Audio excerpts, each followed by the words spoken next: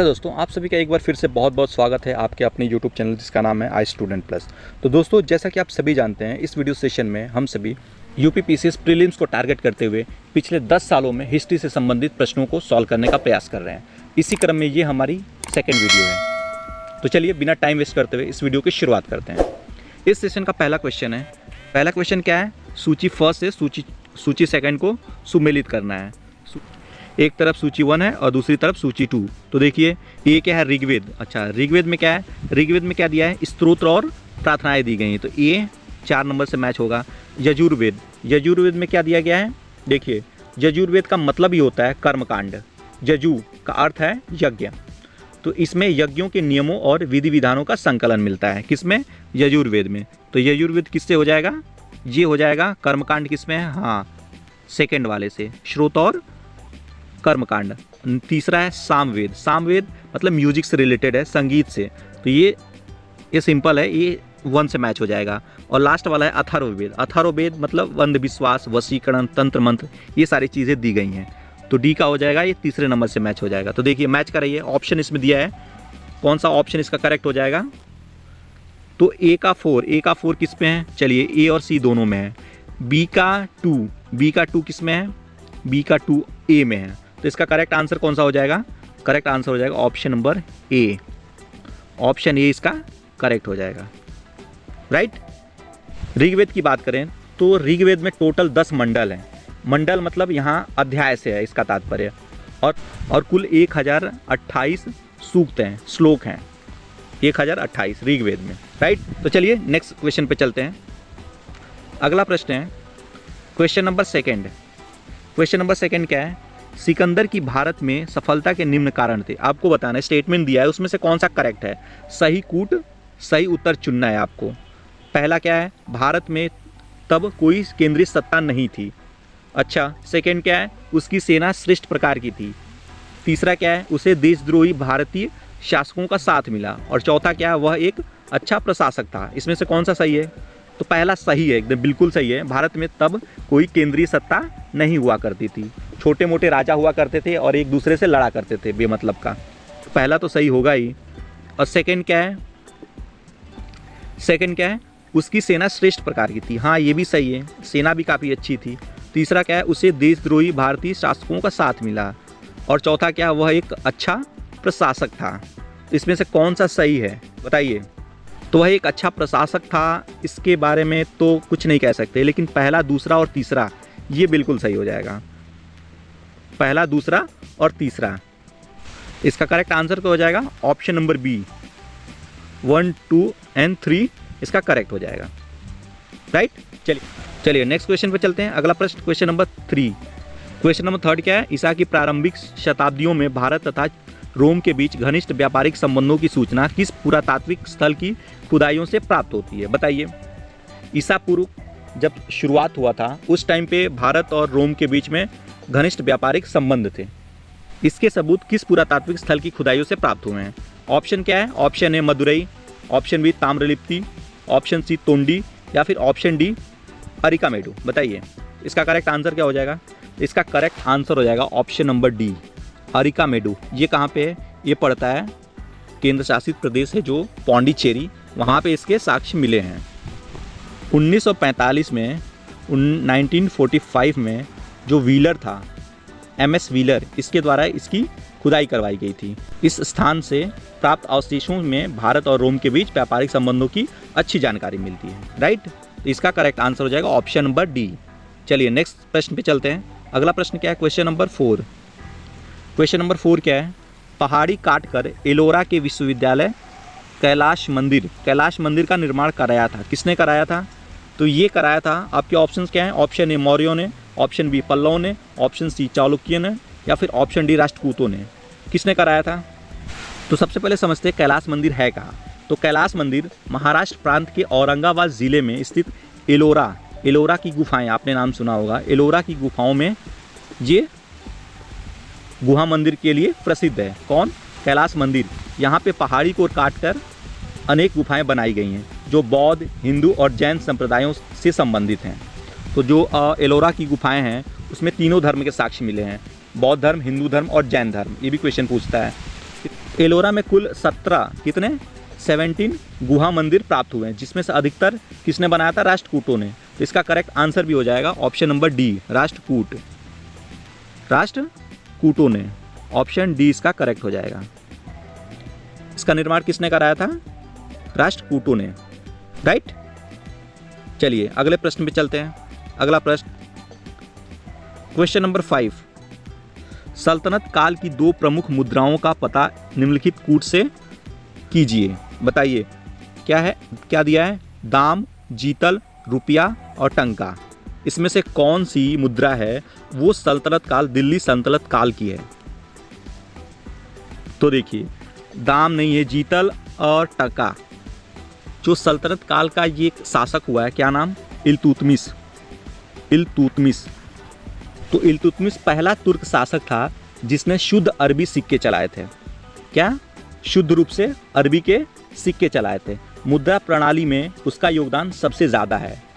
इसने क्या चलाया था? चांदी का टंका। जो टंका है चौथा, चांदी का टंका। ये टंका किसका हुआ करता था? ये चांदी का होता था, सिल्वर का। और जो जीतल हुआ था, जो जीतल हुआ करता था वो तांबे का हुआ करता था। किसका? तांबे का। तो कैसे याद करेंगे? इसको याद करने का ट्रिक है चाटा जीता। आप याद रखिए, चाटा, जब चाटा मारोगे तो हमेशा जीतोगे। चाटा जीता। तो चा मतलब चांदी का, क्या था? टंका। और जीतल, जीतल किसका हुआ करता था? तांबे का। ऐसे आप याद कर सकते हो। तो इसका करेक्ट आंसर क्या हो जाएगा? कौन सा? दूसरा नंबर, जीतल और टंका। तो 2 और 4 किस में है? इसका करेक्ट आंसर हो जाएगा ऑप्शन डी, 2 और 4, राइट। चलिए अगले प्रश्न पे चलते हैं। अगला प्रश्न क्या है? क्वेश्चन नंबर 6, भारत में पोलो खेल, जो पोलो स्पोर्ट है, इसमें कैसे खेलते हैं इसको घोड़े पे बैठ के खेला जाता है। जैसे हॉकी खेलते हैं वैसे ही घोड़े पे बैठ के खेलते हैं इसको। तो ये पूछ रहा है इसका प्रचलन सबसे पहले भारत में किसने किया था? ऑप्शन है यूनानियों ने, अंग्रेजों ने, तुर्कों ने या फिर मुगलों ने। किसने किया था? तो यदि आपको पता है, एक तुर्की शासक था। कौन? आपने नाम सुना होगा इसका, कुतुबुद्दीन ऐबक। कुतुबुद्दीन ऐबक, जिसने गुलाम वंश की संस्थापना की थी। गुलाम वंश का संस्थापक कौन था? कुतुबुद्दीन ऐबक।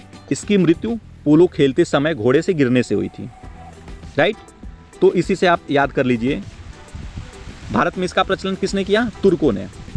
ओके, चलिए अगले प्रश्न पे चलते हैं। क्वेश्चन नंबर 7, निम्नलिखित सूफियों में कृष्ण को कौन औलिया के रूप में मानता है? बताइए। ऑप्शन से, option A Shah Mohammad Ghaus, option B Shah Waliullah, option C Shah Abdul Aziz या फिर ऑप्शन डी ख्वाजा मीर दर्द। बताइए कौन कृष्ण को औलिया के रूप में मानता है? बताइए। क्वेश्चन नंबर 7 है। इसका करेक्ट आंसर हो जाएगा option number A, Shah Mohammad Ghaus. ये सत्तारिया सिलसिला के प्रसिद्ध सूफी संत थे, राइट। चलिए अगले प्रश्न पे चलते हैं। क्वेश्चन नंबर 8 क्या कह रहा है? निम्नलिखित सूफीवाद के सिलसिलों में कौन संगीत के विरुद्ध था? बताइए।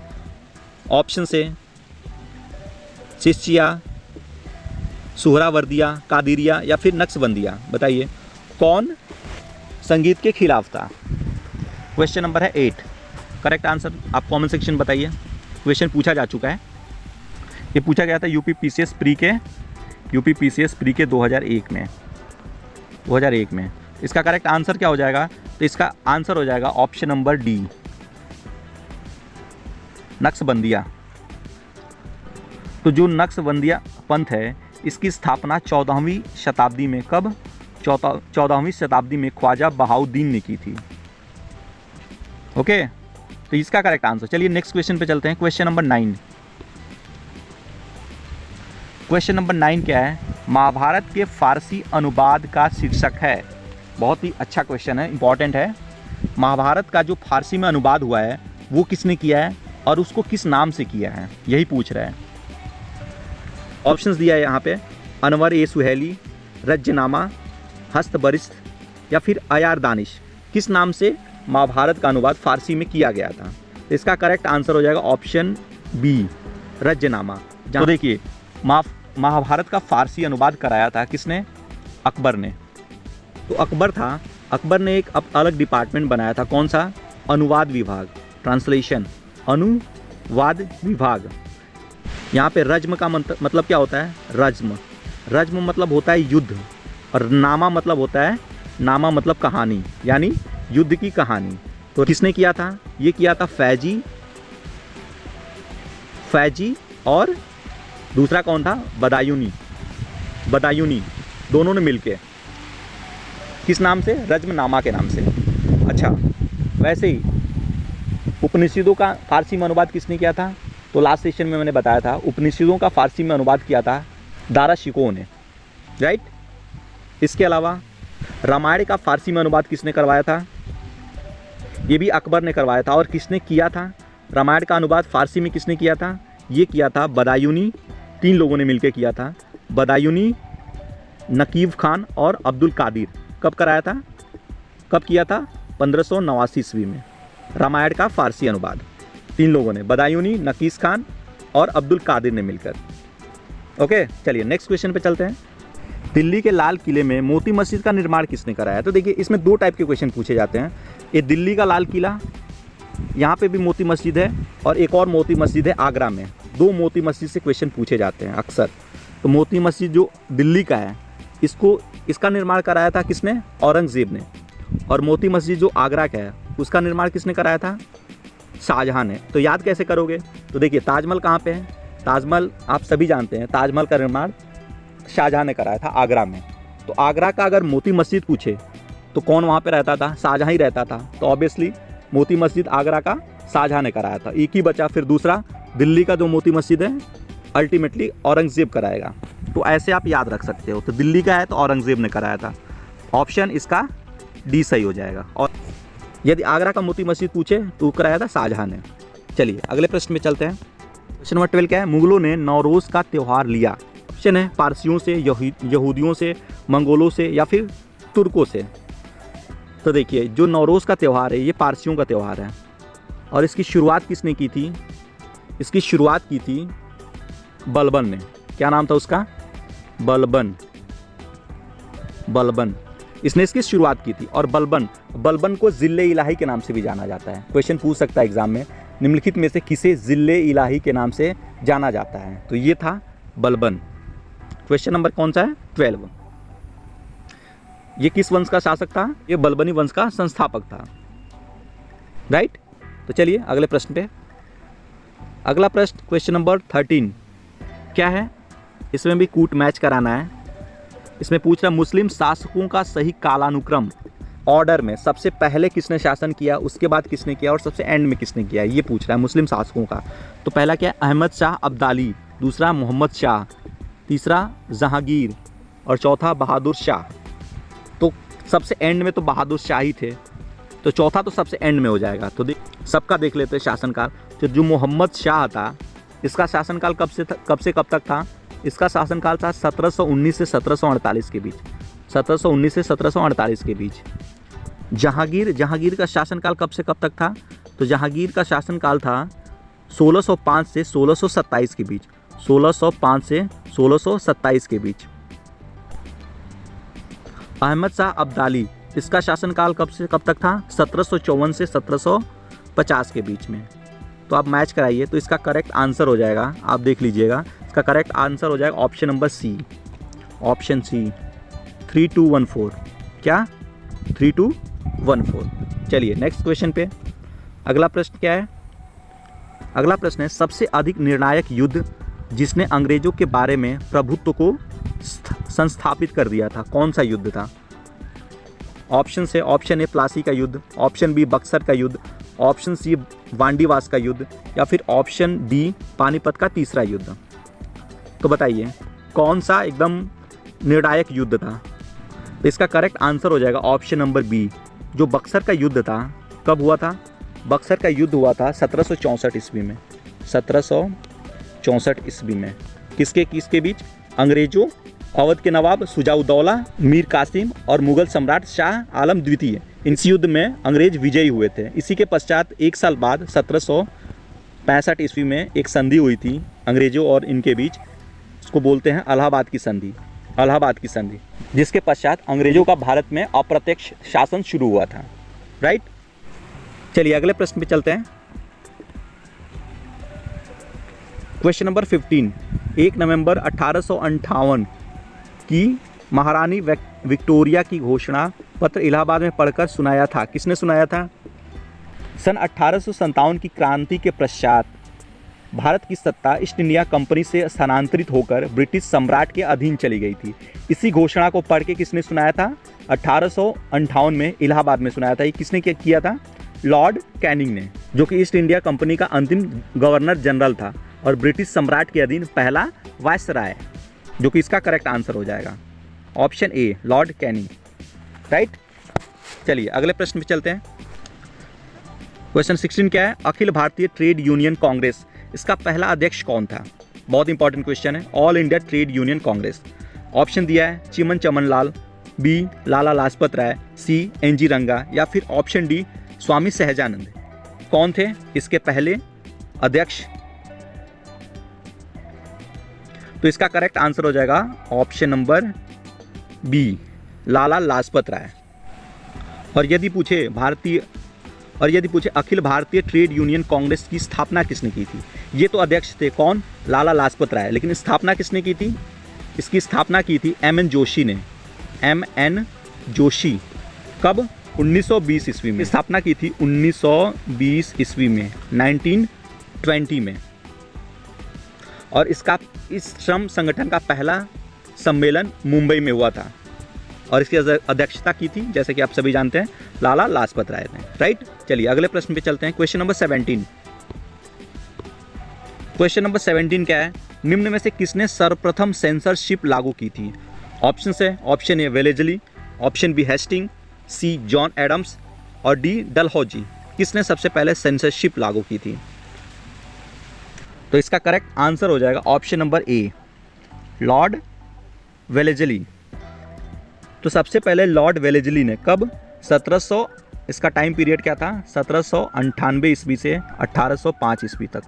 तो सबसे पहले लॉर्ड वेलेजली ने भारतीय प्रेस की स्वतंत्रता को सीमित करने के लिए नियम बनाया था। इस नियम के अनुसार प्रकाशित होने वाली किसी भी सामग्री को पहले सेंसर के लिए सरकारी सचिव के पास जमा करना होता था। राइट, तो इसका करेक्ट आंसर हो जाएगा ऑप्शन ए। चलिए अगले प्रश्न पे चलते हैं। अगला प्रश्न है क्वेश्चन नंबर 18। क्वेश्चन नंबर 18 क्या है? भारत में अंग्रेजों के समय में सबसे पहली जनगणना कब हुई थी? ये क्वेश्चन लास्ट सेशन में पूछा गया, तो इसका करेक्ट आंसर क्या है? आप सभी बताइए। लास्ट सेशन में मैंने बताया था, इसका आंसर हो जाएगा ऑप्शन नंबर सी, 1872 ईस्वी में लॉर्ड मेयो के शासनकाल में सबसे पहले जनगणना की शुरुआत की गई थी।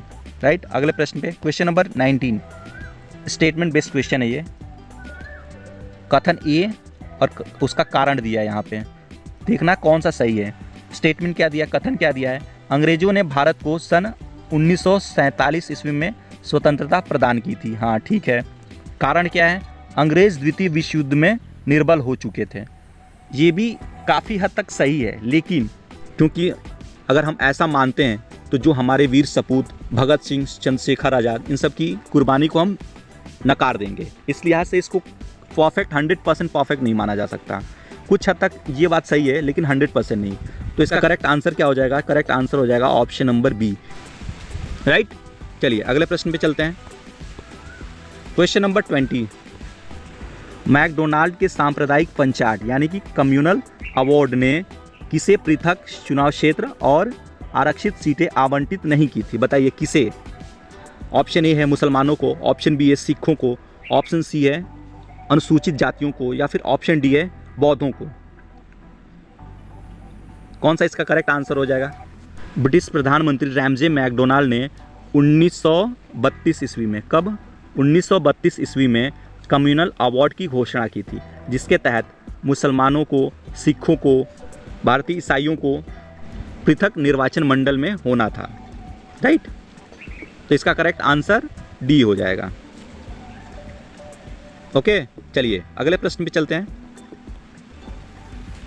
क्वेश्चन नंबर 21, गांधी जी के नाम से पहले महात्मा जोड़ा गया कब? बताइए, गांधी जी के नाम से पहले महात्मा कब जोड़ा गया? आपको बताना है। ऑप्शन ए चंपारण सत्याग्रह के दौरान, ऑप्शन बी रॉलेट एक्ट के विरुद्ध सत्याग्रह के दौरान, या फिर ऑप्शन सी क्या बता रहा है, वर्ष 1919 में भारतीय राष्ट्रीय कांग्रेस के अमृतसर अधिवेशन में, या फिर डी खिलाफत आंदोलन के प्रारंभ के समय। बताइए, गांधी जी के नाम के सामने महात्मा कब जुड़ा, महात्मा गांधी कब हुए वो? इसका करेक्ट आंसर हो जाएगा ऑप्शन नंबर ए, पहला ही, चंपारण सत्याग्रह के दौरान। ये कब हुआ था चंपारण सत्याग्रह? ये हुआ था 1917 ईस्वी में। चंपारण कहाँ पे पड़ता है? बिहार राज्य में। और गांधी जी को चंपारण में आने के लिए निमंत्रित किसने किया था? इसका निमंत्रण दिया था राजकुमार शुक्ल नाम के एक व्यक्ति ने, राजकुमार शुक्ल। राइट, चलिए अगले प्रश्न में चलते हैं। अगला प्रश्न क्वेश्चन नंबर 22 क्या कह रहा है, निम्नलिखित में कौन एक सही सुमेलित है? कौन सही सुमेलित है? मैच कराना है जो सही है। ऑप्शन ए क्या महात्मा गांधी मूक नायक, बी क्या बाल गंगाधर तिलक यंग इंडिया, सी क्या एनी बेसेंट कॉमनवेल्थ, डी क्या BR अम्बेडकर केसरी। बताइए कौन सा इसका करेक्ट मैच्ड है? तो इसका करेक्ट आंसर हो जाएगा option number C. Annie Besant ने 2 समाचार पत्र निकाले, कौन से? पहला था कॉमनवेल्थ और दूसरा था न्यू इंडिया। याद रखिएगा, एनी बेसेंट के कौन से समाचार पत्र, 2 समाचार पत्र कौन से हैं? कॉमनवेल्थ और न्यू इंडिया। इसके अलावा और बाल गंगाधर तिलक ने 2 अखबार निकाले थे, कौन से? एक था केसरी और दूसरा था मराठा। जो मराठा था वो मराठी में ना होके इंग्लिश में प्रकाशित होता था। मराठा इंग्लिश में इसका प्रकाशन होता था और केसरी का मराठी में। ये ध्यान रखिएगा आप सभी। और महात्मा गांधी के कौन से मैगजीन हैं? इनके हैं इंडियन ओपिनियन और यंग इंडिया, ये वाला यंग इंडिया। और जो मूक नायक है ये किसका मैगजीन है, किसका अखबार है? डॉक्टर भीमराव अंबेडकर का। राइट, चलिए नेक्स्ट क्वेश्चन पे चलते हैं। क्वेश्चन नंबर 23, कैबिनेट मिशन योजना के अंतर्गत संविधान निर्मात्री परिषद में प्रत्येक प्रांत को आवंटित सदस्य संख्या निर्धारित करने के लिए एक प्रतिनिधि में कितनी जनसंख्या के अनुपात में था? बताइए इसका करेक्ट आंसर क्या हो जाएगा? ऑप्शंस दिए हैं, 8 लाख व्यक्ति, 9 लाख व्यक्ति, 10 लाख या फिर 12 लाख व्यक्ति। जो संविधान निर्मात्री सभा के सदस्य हुआ करते थे उनका निर्वाचन कैसे हुआ था? अप्रत्यक्ष रूप से, मतलब डायरेक्टली नहीं, इनडायरेक्टली इलेक्शन हुआ था उस टाइम पे।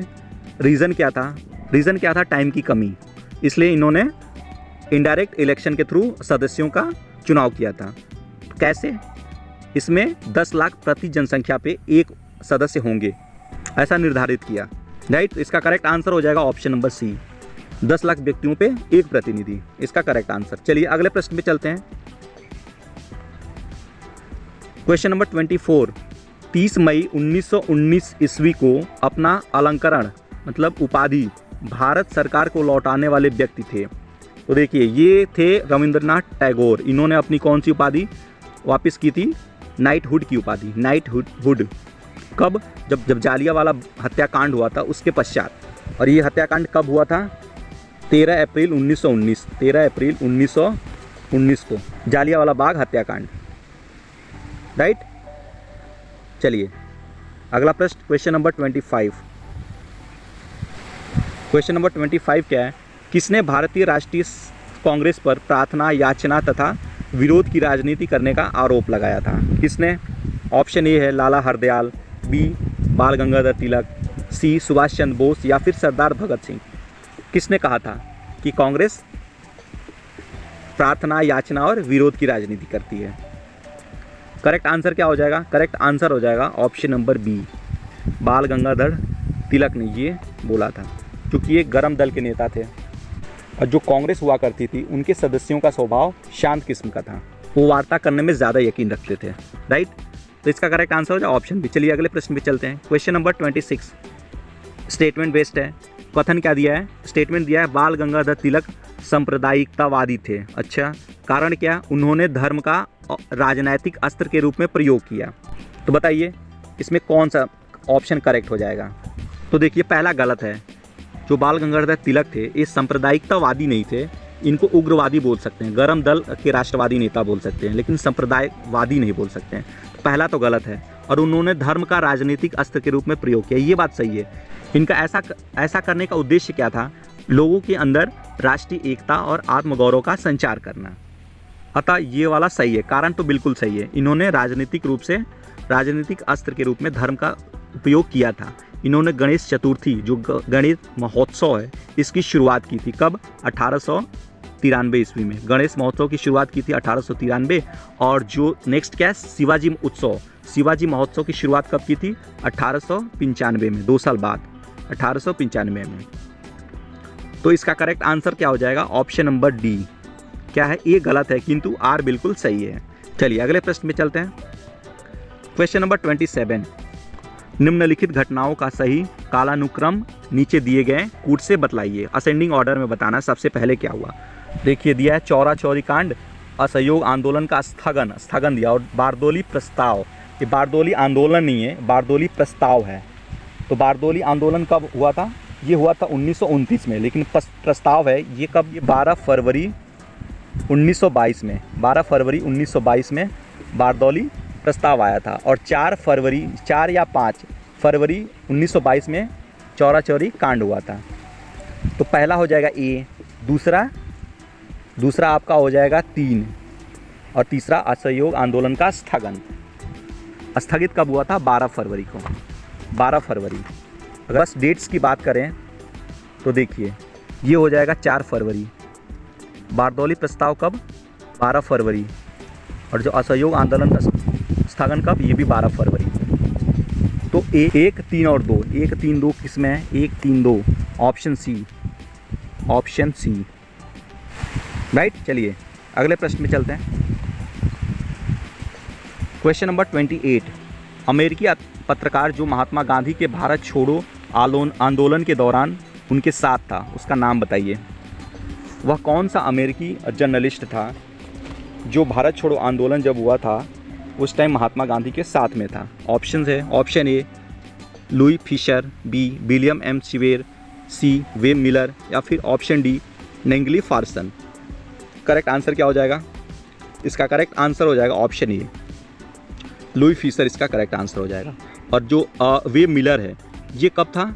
जब गांधी जी दांडी यात्रा किए थे उस टाइम ये महात्मा गांधी के साथ में था। तो ये भी क्वेश्चन पूछा जा सकता है, वह कौन अमेरिकी पत्रकार था जो महात्मा गांधी के दांडी मार्च के दौरान उनके साथ था? तो ये हो जाएगा वेब मिलर दांडी यात्रा के टाइम पे था और लुई फिशर भारत छोड़ो आंदोलन के साथ में, राइट। चलिए अगला क्वेश्चन नंबर 29, पहले अवसर पर भारत के प्रधानमंत्री की नियुक्ति की थी। सबसे पहले भारत के प्रधानमंत्री की नियुक्ति किसने की थी? 1947, 15 अगस्त 1947 को ये की थी गवर्नर जनरल। कौन था? 15 अगस्त 1947 को स्वतंत्र भारत के प्रथम गवर्नर जनरल के रूप में लॉर्ड माउंटबेटन की नियुक्ति की गई थी। किसकी? लॉर्ड माउंटबेटन की नियुक्ति की गई थी। इन्होंने ही जवाहरलाल नेहरू को स्वतंत्र भारत के प्रथम प्रधानमंत्री के रूप में शपथ दिलाई थी। तो इसका करेक्ट आंसर हो जाएगा option number a general governor. ये वायसराय ये सिस्टम ख़त्म हो चुका था। नियुक्ति किसकी हुई थी? गवर्नर जनरल की। तो इसका ए सही होगा, ना कि डी, राइट। अगले प्रश्न पे चलते हैं। अगला प्रश्न क्या है?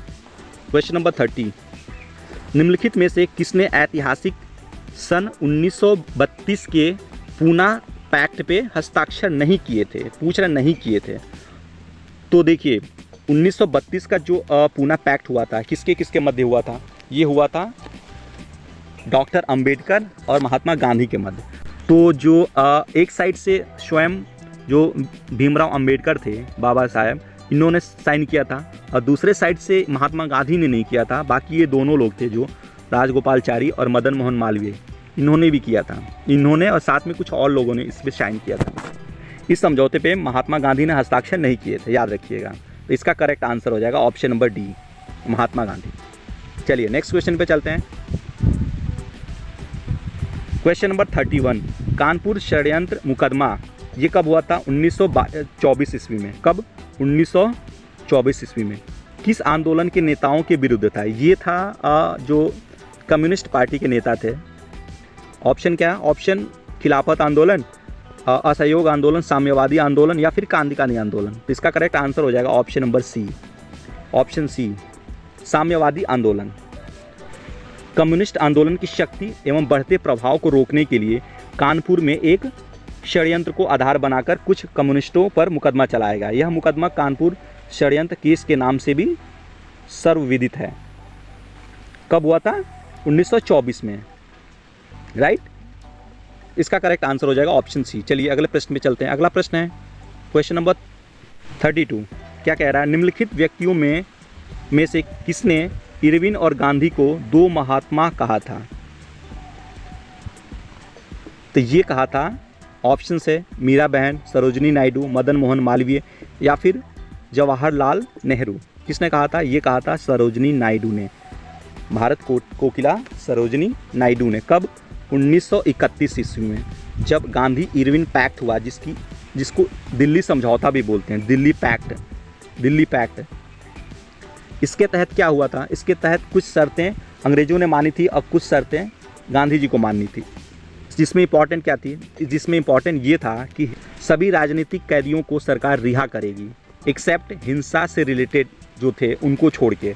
प्लस अब से भारतीयों को नमक बनाने का अधिकार प्राप्त होगा, राइट। इसी समय पे ऐसा माना जाता है कि गांधी जी अगर चाहते तो भगत सिंह और जिनके दो और साथी थे इनको फांसी से बचा सकते थे। एनीवेज, इसका करेक्ट आंसर हो जाएगा ऑप्शन नंबर बी। चलिए अगले प्रश्न पे चलते हैं। क्वेश्चन नंबर 33 मैच कराना है, सूची फर्स्ट सूची सेकेंड, सुमेलित कीजिए। एक साइड में लेखक दिया है, दूसरे साइड में उनकी बुक्स। तो महात्मा गांधी की बुक्स कौन सी थी? देखिए ऑप्शन ए किससे मैच हो जाएगा? 3 से। राम मनोहर लोहिया।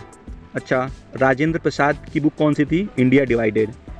तो ए का 3 और सी का 1, ए का 3 और सी का 1, ऑप्शन सी इसका करेक्ट हो जाएगा। देखिए ऑप्शन सी मैच हो गया, राइट।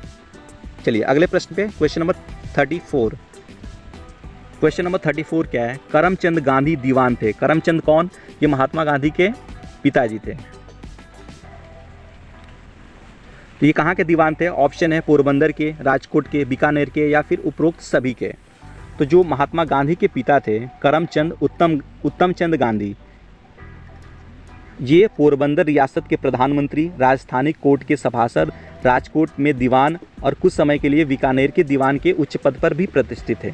इसलिए ये सारी चीज़ें सही हैं, पोरबंदर के भी, राजकोट के भी, बीकानेर के भी। ऑल ऑफ द अबव इसका करेक्ट आंसर हो जाएगा ऑप्शन डी, राइट। चलिए अगले प्रश्न में चलते हैं। क्वेश्चन नंबर 35 जो कि इस सेशन का लास्ट क्वेश्चन है। आईएनए मानसिक पुत्र था। मानसिक पुत्र ने, इसको ब्रेन चाइल्ड बोलते हैं इंग्लिश में, ब्रेन चाइल्ड, या तो हिंदी में इसको कह सकते हैं दिमाग की उपज। तो जो आईएनए था, इंडियन नेशनल आर्मी, इसकी स्थापना कब हुई थी? इसकी स्थापना हुई थी 1942 ईस्वी में। किसने किया था? मोहन सिंह ने, मोहन सिंह भाखना ने। तो कह रहा है इस किसके दिमाग की उपज थी? आईएनए किसके दिमाग की उपज थी? दिसंबर 1941 में, कब? 1941 में जापानियों ने उत्तरी मलाया पर आक्रमण कर दिया। जब ब्रिटिश सेना को पराजित कर दिया तो पहली बटालियन के कप्तान मोहन सिंह और कुछ अफसर बच निकले थे। आखिर में कोई रास्ता न पाकर उन्होंने जापानियों के समक्ष आत्मसमर्पण कर दिया था। वहाँ के एक सिख साधु, जो ज्ञानी प्रीतम सिंह थे, वो सिख साधु थे, और जापान के एक अफसर, क्या नाम था उसका, फुजिहारा के समझाने बुझाने पर मोहन सिंह भारत की स्वतंत्रता के लिए जापानियों से मिलकर लड़ने को तैयार हो गए।